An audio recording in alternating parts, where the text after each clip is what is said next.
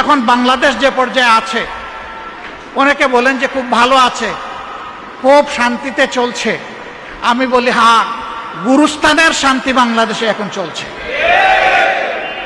কবরস্থানে কোনো মানুষ জীবন্ত বসবাস করে না, এই জন্য তার কি দুঃখ ব্যথা আছে সে বলতে পারে না।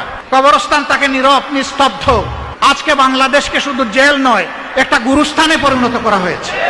আসসালামু আলাইকুম ওয়া রাহমাতুল্লাহ। অত্যন্ত গুরুত্বপূর্ণ একটি ভিডিও নিয়ে আপনাদের সামনে হাজির হয়েছি। আজকের ভিডিওটি পুরো ভিডিও না দেখে আপনারা যাবেন না।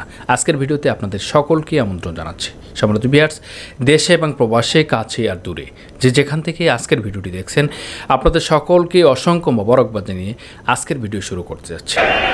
কবরস্থানে কোনো মানুষ জীবন্ত বসবাস করে না, এই জন্য তার কি দুঃখ ব্যথা আছে সে বলতে পারে না।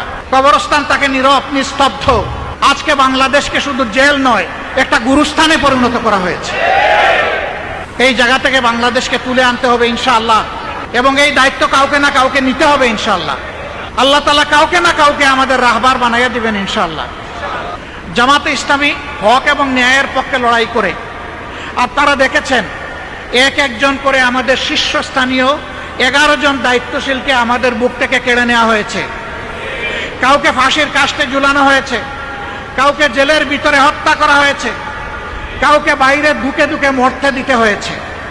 কিন্তু আল্লাহর অশেষ মেহেরবানি, আল্লাহর এই বান্দারা শুধু আল্লাহকে ভয় করেন বলে কোনো তাগুতি শক্তির কাছে মাথা নত করেননি।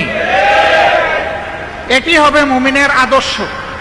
এখন এই জাতির ঘাড়ে যে জগদ্দল পাথর বসে আছে, যারা এই দেশটাকে একটা গুরুস্থানে পরিণত করেছে, আমরা আল্লাহর দরবারে দোয়া করি, আল্লাহ তাদেরকে হেদায়েত দাও।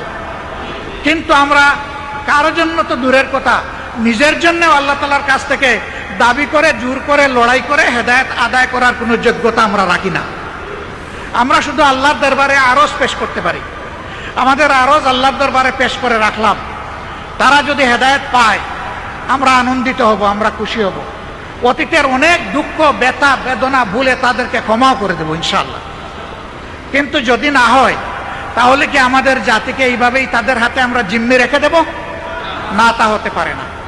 আসুন, তাই আল্লাহ তাআলা যে মুক্তির লড়াইয়ের সংগ্রামের কথা আমাদেরকে বলেছেন, আমরা সিদ্ধান্ত নেই, আমরা হক কথা বলবো, আমরা হকের পক্ষে থাকব। মিথ্যা, অসত্য, জুলুমের বিরুদ্ধে আমরা রুখে দাঁড়াবো। আল্লাহ রাব্বুল আলামিন আমাদেরকে এই তো। কবরস্থানে কোনো মানুষ জীবন্ত বসবাস করে না, এই জন্য তার কি দুঃখ ব্যথা আছে সে বলতে পারে না। কবরস্থান তাকে নীরব নিস্তব্ধ। আজকে বাংলাদেশকে শুধু জেল নয়, একটা গুরুস্থানে পরিণত করা হয়েছে। এই জায়গা থেকে বাংলাদেশকে তুলে আনতে হবে ইনশাআল্লাহ, এবং এই দায়িত্ব কাউকে না কাউকে নিতে হবে ইনশাআল্লাহ। আল্লাহ তাআলা কাউকে না কাউকে আমাদের রাহবার বানাইয়া দিবেন ইনশাআল্লাহ। জামাতে ইসলামী হক এবং ন্যায়ের পক্ষে লড়াই করে আপনারা দেখেছেন, এক একজন করে আমাদের শীর্ষস্থানীয় 11 জন দায়িত্বশীলকে আমাদের বুক থেকে কেড়ে নেওয়া হয়েছে।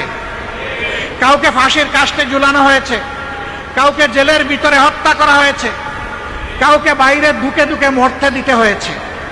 কিন্তু আল্লাহর অশেষ মেহেরবানি, আল্লাহর এই বান্দারা শুধু